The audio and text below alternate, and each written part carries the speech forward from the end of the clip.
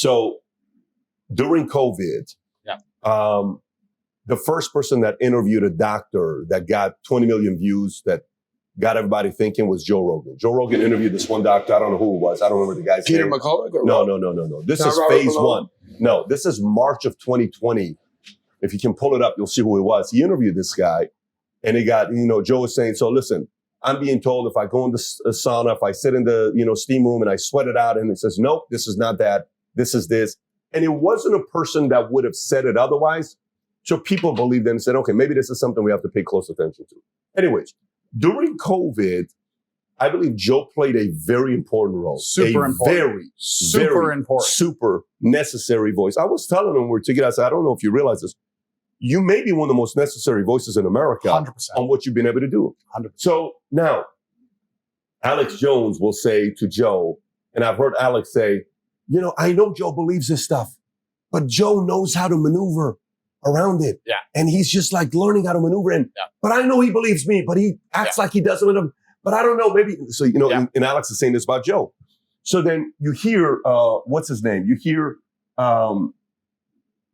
Dave Chappelle does a comedy special. Yeah. And he says, hey, ladies, I just want to tell you, I think one of the most miraculous things you can do is have a baby. Yeah.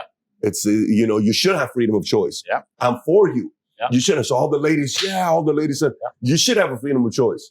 But there's a but. If you choose to keep the baby, I can also choose not to pay child support. Yeah. Then all of a sudden people, wait. But no, that's not, no, it's not cool because if there's so then, but some people say, well, listen, he makes a very good point. Yeah. If it's your choice, it should be my choice whether I should pay or not. Mm-hmm. But whether he's right or not, it's irrelevant. It started the conversation. Then the one bit he did about, so I see this card, there's the LGBT, everybody that's in, there's a queer, there's this, there's the trans, there's this, there's that, right? And he calls out the transgender community and they're about to cancel this guy, right? Okay. Neither Joe nor Chappelle got canceled. Correct. That's good for society. Agreed. Hear me out. Agreed. That's good for society that neither Joe and Chappelle, because Agreed. Society needs these two guys. Agreed. Because they get to talk about stuff that gets everyone to be on the edge. Now, Joe almost got canceled. Almost. I remember that came from him hard. Very much. The hardcore. He almost got canceled because of the N-word or because of all these other videos that resurfaced. And he came out and he did his video and he said, here's what I'm going to watch it, et cetera, et cetera. And then Chappelle took his angle as well, where they tried to cancel him as well. Yeah. But all I'm saying is from how we need certain people to be out there pushing the envelope and questioning the status quo. So you're looking back for yourself right now. Yeah. There may be a lot of people now you can say, look, I'm not solving to be a YouTuber. Yeah. I'm not solving to be on TikTok. I'm not solving to be on Instagram. Yeah. But the messaging is not going to be as visible. Agreed. As great as, Rumble stock is up and 12%, all this other stuff. I totally get it. I hope they blow up. I think it's great for Facebook to have a competitor. Agreed. But it's not that. First of all, I want to get your thoughts on that, but say you do get a second try at this. Yeah. Okay. Say you do get a second try at this. What adjustment would you make? And that's a good question. And I understand your point absolutely. And I agree with you. The world would be a better place with me on these mainstream platforms. What's interesting is I think they killed me in my infancy. Even though I became the most Googled man on the planet, it was very, very meteoric, happened very quickly. I had already had conversations with my team internally, understanding that now that I'm the most famous man on the planet, I have to curate my messaging. Not say anything different, but say it in a different way. We were already doing that. For a month prior to the ban, we had already changed a lot of the messaging, changed our stance, we said the same things, but changed the way we'd say certain things, removed certain subjects altogether, and we were already curating our messaging. However, they looked at me, and I think that the social media companies saw me as perhaps a 19-year-old warrior who's soon going to become a warrior king and thought we either kill him now or he's going to become too big to kill. And they decided to kill me now. I've only been super viral for 6 months.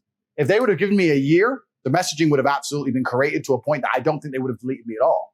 One of my last posts on Instagram was, I wrote this post. I said, I understand that certain people have false narratives about me and I'm looking to correct them. So on Instagram, I put up a post saying that for every like this picture gets, I'm going to donate $2. $1 to female charity to protect them against domestic violence, and $1 to men's mental health charities. $2 per like to show that all my haters who only talk negative I actually do something to fix the problem. I take the negativity and I turn it into light, as God would want me to do. I'm going to donate money. It was a 7-day countdown. Instagram deleted me on the 6th day. When at the time of deletion, I had 555,000 likes. It's $1.2 million. I was prepared to donate to charities. Nobody wants to talk about that. Nobody wants to mention it because I'm evil, right? At the time of my deletion, when I got deleted, the only appeal I sent to Instagram, the only message I sent was, can you confirm the number of likes on that picture so I can finish my donation? They ignored me completely and utterly, didn't even want to reply to me. So I was already understanding that the way you can say certain things when you have 300 views on a video, where most of these views got 300 views, has to be created and changed. Not because I'm saying anything incorrect, but as a professional, you have to understand that things change. And also, no matter what you say, a very small contingent of the world will misunderstand it. If 0.1% of people misunderstand you, that's not a problem when you get 300 views a video. That is a problem when you get 3 million views a video. So me and my team had already accepted this, already decided upon it, and had already implemented it. But the momentum was so strong and the rise was so meteoric that the social media companies, even a month after our implementation, decided, I'm sure they sat around and said, we kill him now or he's going to become too famous to kill. And they thought, we have to try and kill him now. Now they have failed. Rumble in and of itself has proved they've failed. I get more views on my Rumble videos than I got on my YouTubes. When I did a YouTube live, I had around 12,000 viewers. On my first ever Rumble live, I had 127,000. On my second, I had 75,000. So they've martyred me and made me more famous than ever. But the message has already been created and changed. I understand very, very well, because as a professional, you have to take accountability for everything. I understand that if a 15-year-old kid, without my life experience, without my credentials, listens to me, not in full, but in segments, small parts, and then takes it on board, it may negatively affect some of his outlooks. I understand that. My counter argument is this. Find anything on the entire internet where if it's not chopped in a negative way and fed to 15-year-old kids, where it cannot be a detriment. That's the entire internet. That's anybody. We've already talked about modern culture, having sex with the devil on TV, transgenders, whatever they're trying to do, make kids chop the dicks off, whatever. We've talked about all this. So that's the entire internet. That's not an argument against me. That's an argument against the internet as a whole.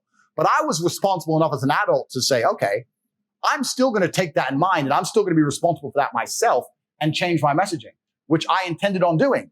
But they already decided to nuke me absolutely and completely. And that's where part of me, I don't want to be too defiant. I'm certainly not looking to go to war with anybody. But part of me is kind of like, I would have never, ever been controlled opposition because I can't be bought and sold. But I would have had very, very detailed conversations with social media execs and say, what are you truly uncomfortable with? The way you say this. Okay, well, here's what I'm trying to say. Yes. Okay, so what if I said it this way? Okay, cool. Yeah. Let's work together.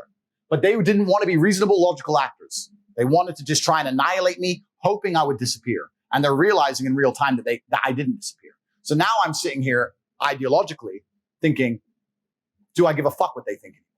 I only care about making sure my message is a positive for the world. Do I really give a shit what YouTube want? Now, so if they do let me back, yeah, sure. I understand certain things have to be created, et cetera, et cetera. But my messaging will remain true. The things I say, I do mean. They are genuinely a positive. And this could have been a positive experience for social media for me. How much money did I bring to social media companies? I'm the most viewed man on the planet. Not a single monetized video. They wouldn't monetize me. Billions of unmonetized views. How much money were they making? Yeah. Like, it could have been great for everybody. If you enjoyed this video and you want to watch the entire podcast, click over here. And if you want to be connected with experts, influencers such as Kiyosaki, Tate, Connolly, Paul Menteri, myself, and others, download the app Minect, where you get a chance to connect with these folks by the minute. You get to buy the minute or have FaceTimes with them, 15 minutes, ask them any questions you may want to have. Download the app Minect and start connecting with influencers and experts today.